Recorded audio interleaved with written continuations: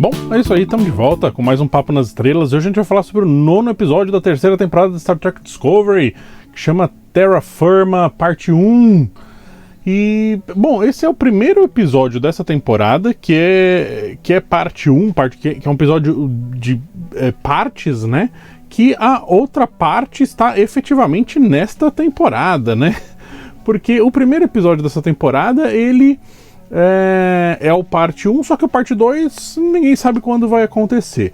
E depois nós tivemos o Unificação parte 3, onde as partes 1 e 2 estão em outra série, né, que é lá de Next Gen.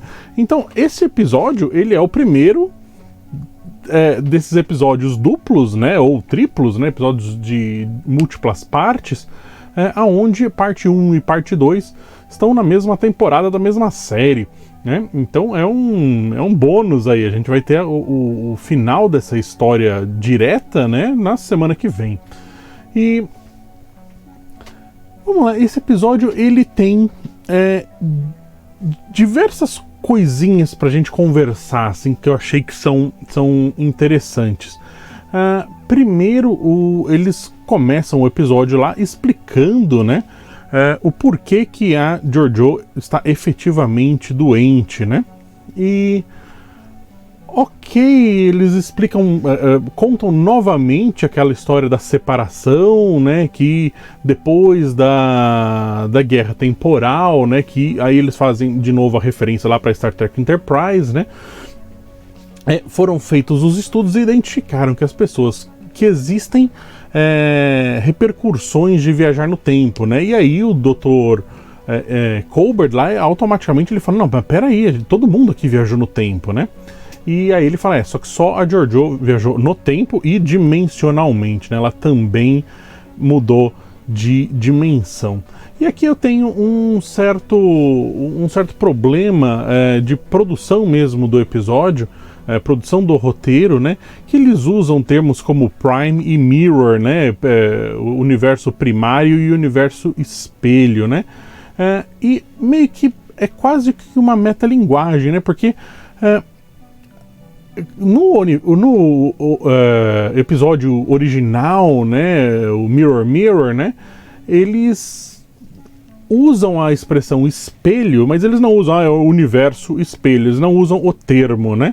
Eles usam, é como se fosse um espelho, eles fazem a referência ao espelho, mas eles não usam como termo específico, né? O universo espelho, o universo Prime, a gente tem também o universo Kelvin, né? Ou o universo J.J. Abrams, né? São termos que nós usamos fora da série, nós fãs, para referenciarmos de qual universo que nós estamos falando, né? Nós estamos comentando naquele momento específico. Não é uma linguagem utilizada dentro do universo propriamente dito, né? Então daqui a pouco eles vão começar a falar, então isso aqui, quando a gente for pro universo do J.J. Abrams, né, fica muito metalinguístico, né? Fica muito essa quebra, né, do universo, né, essa quebra de quarta barreira aí que nos tira do universo narrativo e nos traz de volta para o universo não ficcional, para o universo real, né? Então eu acho um certo problema aí, mas enfim, eles poderiam ter outras maneiras de explicar isso, né, dentro do universo, né? Como um universo paralelo, ou até criar num outro termo, né? Já que o personagem do David Cronenberg é ali um estudioso, né, a respeito desses universos, dessas dimensões paralelas, né? Ele poderia ter termos específicos que faria com que a mitologia de Jornada crescesse mais ainda, né? Não, peraí, então, o universo Mirror chama o universo blá blá blá, algum technobabble que agregaria ali para construção desse universo, né, em vez de usar um termo que nós usamos no mundo real, né, mas enfim. Então essa primeira cena é justamente para nos ambientar qual que é o problema que será desenvolvido ali durante esse episódio, né, e a gente tem uma participação ali de um personagem lá, o Yor, né, que ele tá usando um uniforme ali da primeira temporada de Next Gen, né, então Ele foi um viajante do tempo, tá? Eles explicam rapidamente a história dele. É interessante ver o uniforme, um dos uniformes clássicos, aí não o clássico, mas um dos uniformes clássicos de jornada por aí, né? Que são muito bonitos, né? Eles são coloridos, né? Eles são bem mais interessantes esteticamente do que esses uniformes quase que monocromáticos, né? Que utilizam aí meio que desde Enterprise, né? Enterprise eles já usavam o macacão azul, né? E eu já não era muito fã naquela época desse tipo de uniforme, né? Eu gosto do uniforme colorido, eu acho que faz muito parte aí de jornada. Mas enfim, ele tem o uniforme. O episódio ele basicamente vai servir para nos levar de novo então para o universo espelho, né? Que é onde a JoJo vai conseguir se manter viva, né? Porque se ela ficar no universo Prime, ela vai efetivamente morrer, né? Dessa separação aí com o universo, tanto de universo quanto de tempo, né? Então vai ser um problema. E, enfim, o computador da Discovery, que está ou não fazendo ligação ali com Calypso, né? Porque tem as diferenças das naves que já estão sendo discutidas aí na internet e tal. Enfim, esse computador ele agora é o novo Deus Ex Machina, né? Porque o David Cronenberg fala, não tem como a gente, não tem estudo, não tem como a gente saber, não tem o que ser feito, né? E aí o computador fala, achei a solução do problema, né? Então é meio que realmente Deus Ex Machina, assim, vem do nada a solução. E eles têm que levar a JoJo ali para um planeta específico, que é super afastado, super longe de tudo, tá, não sei o que lá. Vão até lá, é um planeta meio de neve, assim, ok, vão para o planeta de neve, e lá eles encontram, né, um cara, né, e essa eu acho que é a parte mais interessante do episódio, né, quem é esse cara, né, é o Carl, né, e a última vez que eu soube que o Carl apareceu, ele estava fazendo cortinas lá no Exterminador do Futuro, né, o Dark Fate, né, mas enfim, esse Carl é um Carl diferente, né, a princípio, né, eu bati o olho assim e falei, putz, será que é um outro Q, né? Uma versão do Q? Esse é o caminho que eles estão seguindo, né? Comecei a pensar nisso, até porque ele tinha aquele jogo de palavras, né? Ele tinha a questão de perguntas, né? Tem que fazer pergunta certa, então ele tinha aquela artimanha ali retórica do que, né? Tinha um que de que, né? Esse é o ponto. Mas depois eu comecei a pensar que falei, não, peraí, esse cara não é o que? Esse cara talvez seja ali uma versão física do Guardião da Eternidade, né? Lá de Cidade à Beira da Eternidade, né? Por que eu penso nisso? Primeiro porque existe um portal, existe uma porta, né? Que você passa e vai para outro lugar, outra época, né? Então, primeiro tem essa referência direta aí, né? De existir o portal em si. Olha, passe por aqui e você vai chegar nesse outro lugar, né? E depois tem uma hora que ele mostra, né, que existe ele mostra um jornal, né, ali, e esse jornal também faz referência direta ali com o Cidade à Beira da Eternidade, né, porque eles viam lá que através de um jornal que a Edith Keeler morreria ou não morreria, né, tinha Edith Keeler tem que morrer e tal, toda aquela história lá que a gente já discutiu quando a gente falou daquele episódio. Esse jornal que ele está segurando é o mesmo jornal, mesma marca de jornal, né? O mesmo nome de jornal do que o jornal lá de cidade, né? Que é o Star Dispatch, né? Então é o mesmo jornal. Então tem mais uma referência direta aí ao Cidade, né? Então talvez esse Carl aí, esse personagem, seja uma versão encarnada ali, uma versão física, né? Do Guardião da Eternidade. Enfim, tomara que apareça mais esse personagem, né, pra gente saber mais sobre ele. Eu achei super interessante o personagem em si, e eu gostei porque ele ele tem um ar de Star Trek, né? Nesse meio de Discovery, que as coisas não parecem muito Star Trek, né? As coisas não parecem muito desconhecidas. Olha que coisa estranha esse cara aí no meio do nada, né? Discovery não tem muito essas estranhezas, né? Essas coisas bizarronas, assim, que eu acho que faz muito parte, né? Não só de Jornada nas Estrelas, como da ficção científica num geral. Mas Jornada nas Estrelas sempre teve, né, esses personagens bizarros, esses personagens estranhos, assim, que você chega falando, nossa, o que tá acontecendo? Quem é esse cara, né? E esse Carl, ele tem esse ar, né? Ele tem essa aura de cara estranho, esse ser estranho que apareceu, e ele é super poderoso, meio que onisciente das coisas, né? Que ele sabe o que está acontecendo, ele já conhece os personagens automaticamente.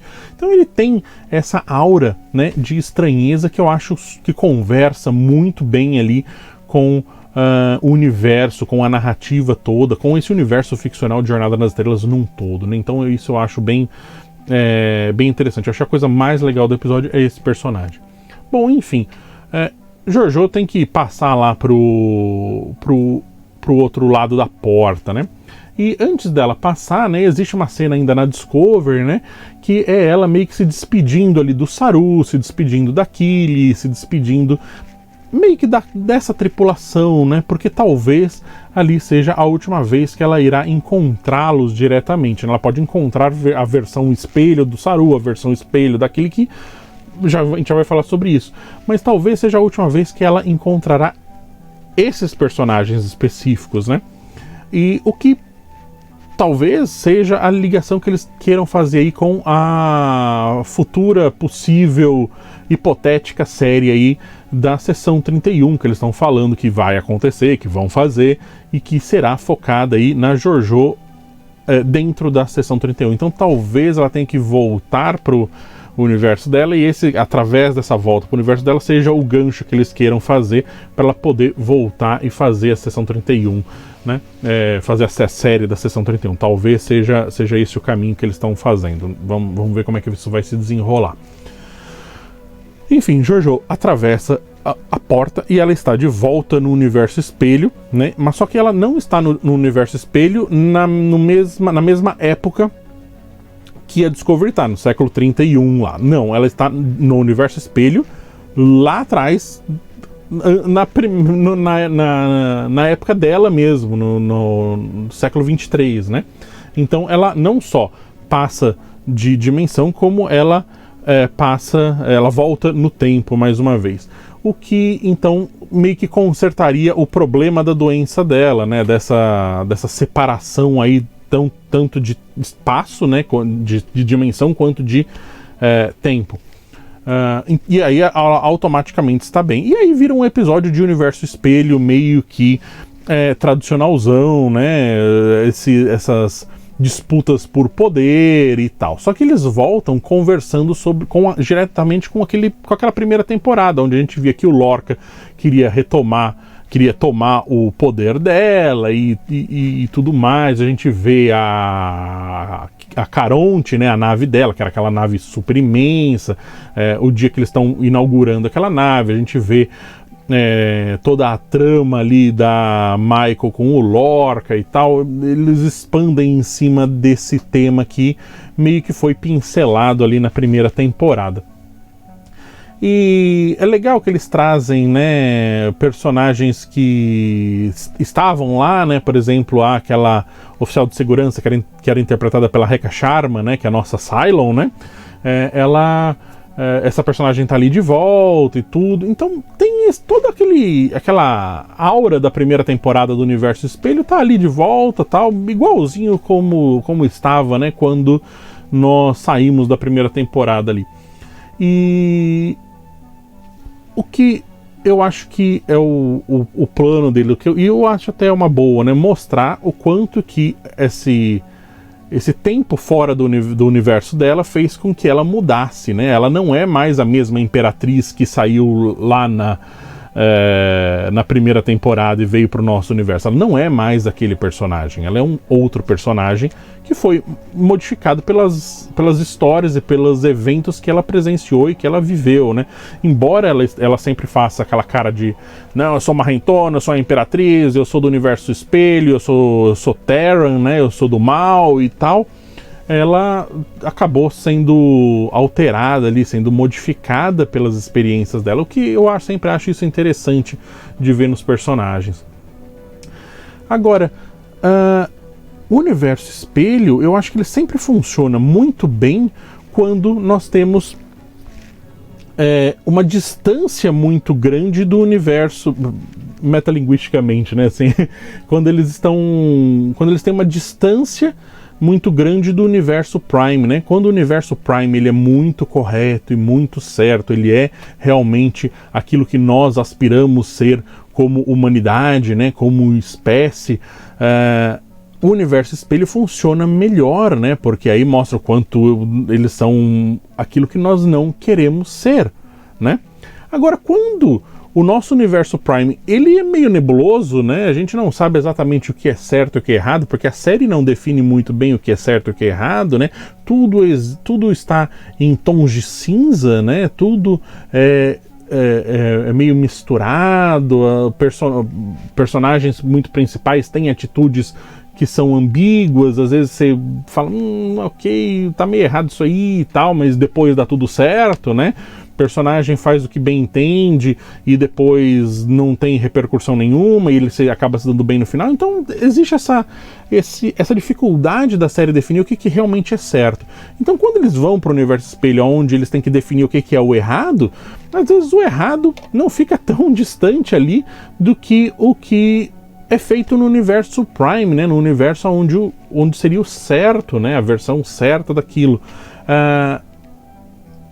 Por eles serem mais próximos, né? O universo espelho continua meio que sendo igual, mas por existir essa proximidade entre os dois universos, o universo espelho soa mais como uma caricatura do que como uma crítica ao que nós não deveríamos ser, né?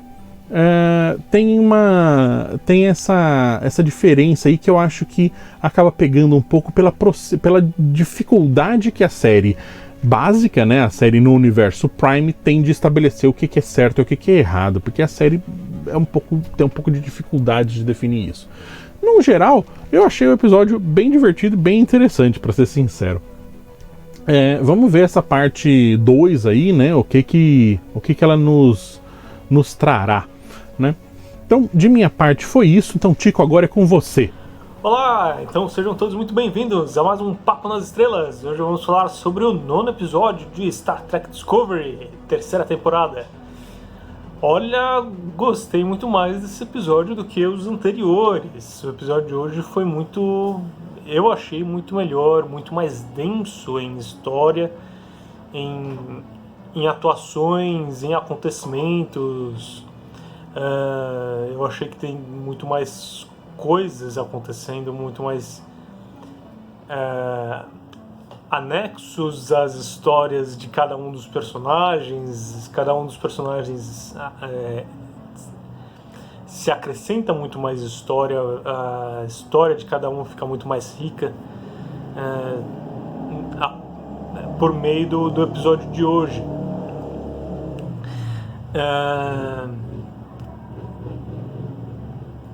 Podemos já falar que o episódio de hoje a gente pode dividir ele em duas partes, né? A primeira metade é realmente metade, né? A primeira metade é uma história, a segunda metade é basicamente outra história. Mas o episódio inteiro é sobre a história da Jojo, né? A Imperatriz. E é isso, né? Bom, então vamos já começar um pouco falando sobre o episódio em si, mais especificamente, um pouco mais detalhadamente, né? Vamos lá então sobre a primeira parte, né? Como a gente viu no episódio anterior, nos episódios anteriores, né? Toda a primeira temporada tem falado um pouco mais sobre isso, né? Mas no episódio anterior isso foi um pouco mais enfático, né? Sobre problemas que a JoJo estava passando e assim por diante. Logo no começo tem aquele exame médico que a JoJo estava passando e o médico da nave também pede uma segunda opinião, né? Do novo médico desse novo século, né? Novo milênio, talvez também, né? E é muito legal a discussão que eles têm e assim por diante, né? Bom, como todo episódio, eles têm que encontrar algum lugar no universo onde tem o tratamento, o medicamento ou alguma coisa do tipo para curar, para solucionar o problema do episódio, né? Porque afinal de contas a gente tem que passear pelo espaço, né? Por isso que se chama Star Trek. Bom, eles encontram lá um planeta onde pode ter a cura, um tratamento, né, para os problemas que a JoJo está passando. Eles vão lá.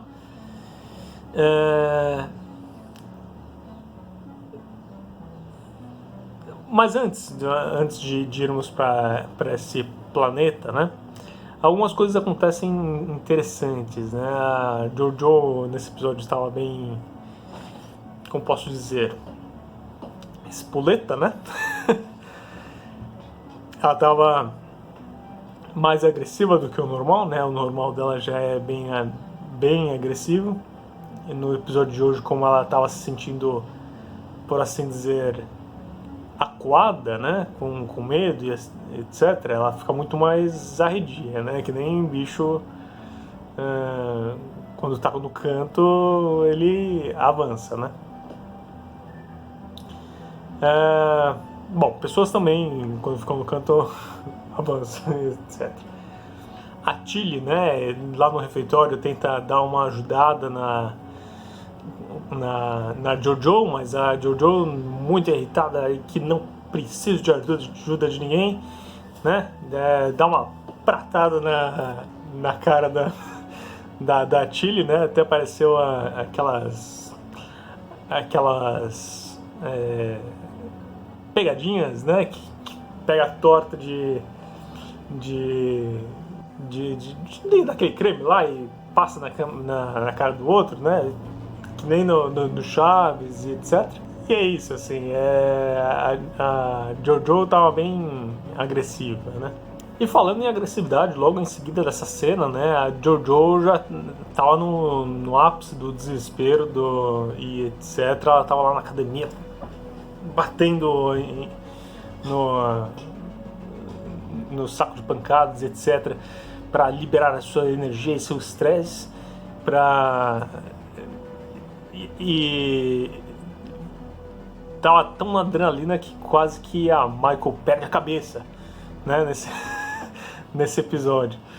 Não sei se eu gosto muito dessa ideia, assim, sabe, desse exagero da agressividade da JoJo, mas é um pouco também interessante, um pouco a gente vê um pouco das nuances, assim. Eu acho que em toda a série a JoJo ela foi exageradamente agressiva, etc. Mas aqui a gente consegue ver de certa forma nuances, né, variações, etc. Por exemplo, a gente consegue ver o desespero da JoJo nesse episódio, né, nessa cena principalmente. Ela querendo um tipo de solução, alguma coisa do tipo, ou sabe, você percebe que a emoção dela tá explodindo, né? É muito interessante ver esse tipo de reação, apesar de ser um pouco exagerado, né? A gente não sabe dizer o quanto foi erro na medida da agressividade dos diretores e roteiristas com relação a JoJo, porque me parece exagerado demais em toda a série, mas nessa cena, apesar de também ser um pouco exagerado, né, você consegue perceber que tem o desespero da personagem ali, né? Bom, voltando a essa parte, né, eles encontram lá um planeta onde possa ter um tratamento, etc, desse distúrbio. Eles encontram lá um planeta meio frio, né, meio geladinho. E lá eles encontram um cara lendo jornal. Cara, aquele cara, o personagem e o ator, né, são muito bons, né? Eu gostei muito desse cara. Eu já gosto desse ator bastante, né? Eu não lembro agora que série policial que ele fez, mas ele tipo, fez alguma série policial tipo CSI ou Lei e Ordem, alguma coisa assim. E eu achei ele muito legal. E esse personagem do episódio eu achei muito interessante também.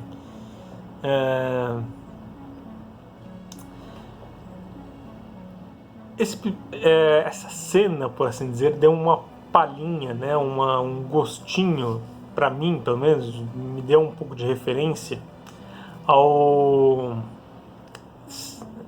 Cidade à Beira do Infinito, né, aquele super episódio que é realmente um episódio maravilhoso, que obviamente não tem comparação, mas deu uma palhinha sobre esse episódio, né? Porque mais uma vez, naquele episódio a gente vai num planeta onde tem um planeta gelado, onde a gente encontra um portal, para assim dizer, que leva a gente para um outro mundo, né? Para um outro universo, talvez, para um outro passado, para um outro tempo, etc. Nesse episódio também, não é um portal, né? É uma porta mesmo, né? Isso me fez pensar bastante sobre isso tudo, né?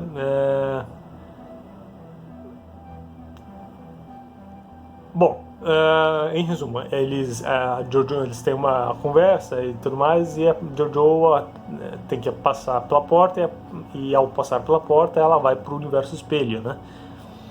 Pro universo espelho do tempo dela, né? 930 anos no passado, né? Já que tá todo mundo lá, né? Não só isso, né? Mas antes da Discovery chegar e tudo mais, porque tem a nave lá da primeira temporada e a Michael ainda tá viva e assim por diante.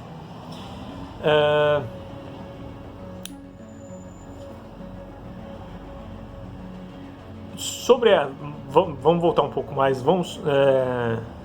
sobre aquela conversa com o cara do jornal lá na neve. Eu achei muito interessante e faz muita gente pensar, será que aquilo é real ou não é? O que será que está acontecendo naquela cena, né? Será que é realmente alguém que brotou do nada e é alguém tipo mágico, a la que? Ou é tipo um holograma? Será que ela realmente foi pro universo paralelo, né? Será que ela foi pro universo espelho? Ou é tipo tudo ilusão? Não só da Michael, como da Jojo, né? Será que ela tá em algum ambiente tipo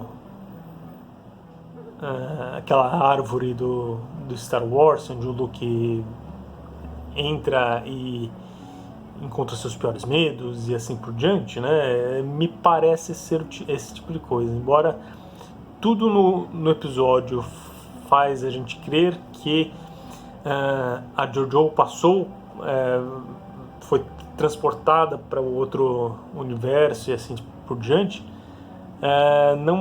não acho que seja isso. Eu acredito que seja a mente dela e assim por diante, né?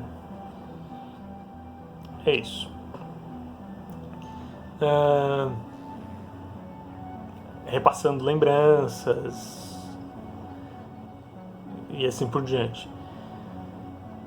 O que tudo é muito interessante, né? Muito legal, tudo aquilo que a gente vê e essa hipótese, né, de ser só uma construção mental, né?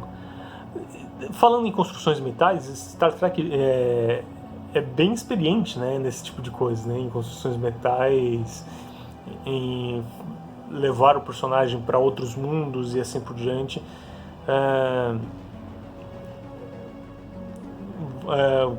Como, por exemplo, o próprio primeiro episódio, né, o Decade, que o capitão entra lá no planeta e o tempo todo ele é transportado para vários mundos e realidades e tudo mais, e é tudo na mente dele, né? Me parece ser esse tipo de coisa que está acontecendo nesse episódio. Bom, a segunda parte, Jojo vai lá pro universo espelho e assim por diante, o pessoal tudo marrento e agressivo, como a gente bem sabe.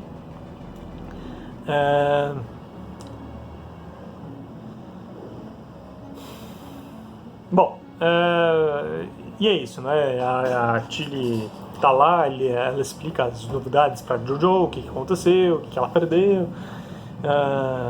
Daí a gente encontra a Michael. E é interessante ver a Michael, tanto a Michael quanto a Tilly nesse episódio, que a gente consegue ver um pouco mais de atuação das atrizes, né? Ver elas fazendo alguma coisa que não seja esse personagem, né? E eu acho que até uma coisa que as próprias atrizes e atores gostam, né? De fazer coisas diferentes, né? Que não sejam eles mesmos, né? Uma variedade de papéis e de personagens para que seja desafiador, né, o seu trabalho, por assim dizer. E eu achei que esse episódio deu um pouquinho mais de desafio para Tilly, para todos os atores, mas principalmente para Tilly e para Michael, né?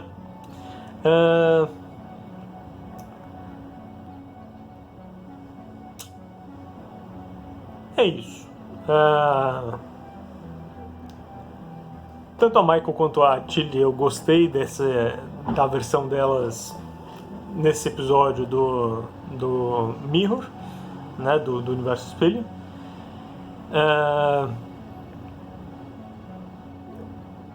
Mas também soa um pouco exagerado, né, a agressividade de todo mundo ali, mas não dá pra saber também o quanto seria mesmo aquela agressividade toda e tudo mais, ou seria um exagero que o pessoal errou de mão, né? Outras duas coisas interessantes que eu achei nesse episódio foi a reação da Jojo ao reencontrar o seu pessoal, né? Obviamente é o espanto natural, né, de quando você atravessa a porta, mas é a reação do convívio, né? Do estranhamento daquela agressividade toda do pessoal e tudo mais. Ela que já no ambiente normal do universo Prime, né? Falando em universo Prime, eu achei muito interessante eles falarem lá na primeira reunião do lado médico, lá no começo. Eles falaram no universo Mirror e no universo Prime. Como assim universo Prime?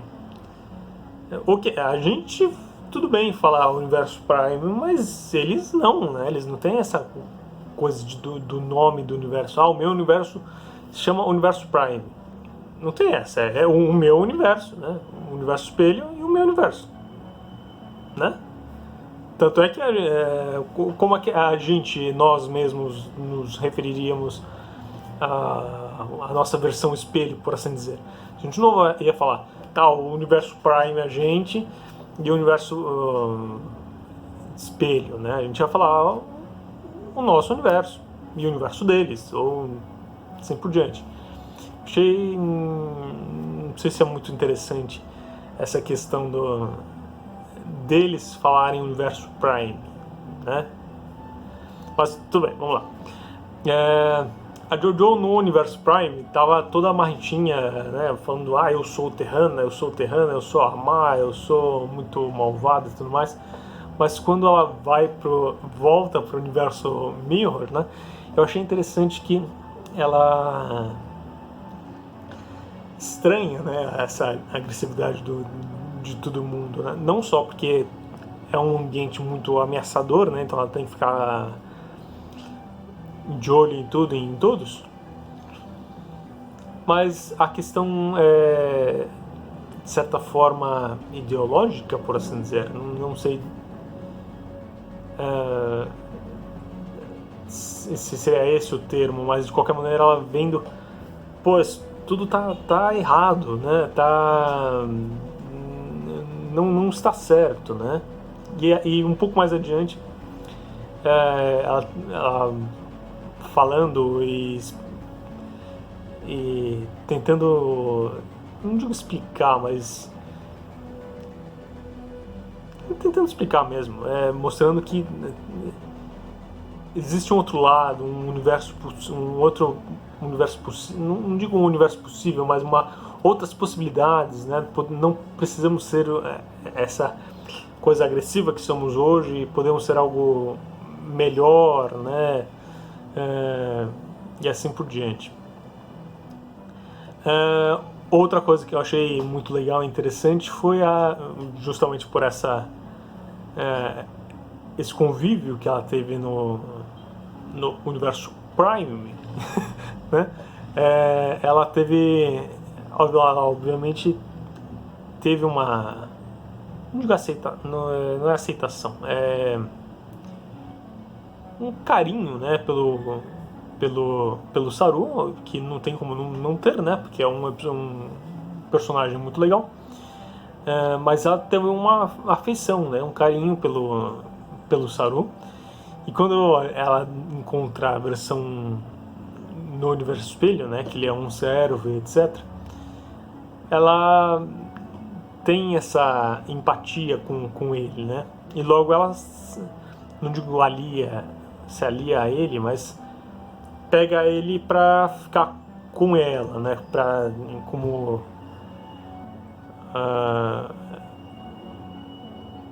traz pro time dela, né? Por assim dizer. E é isso.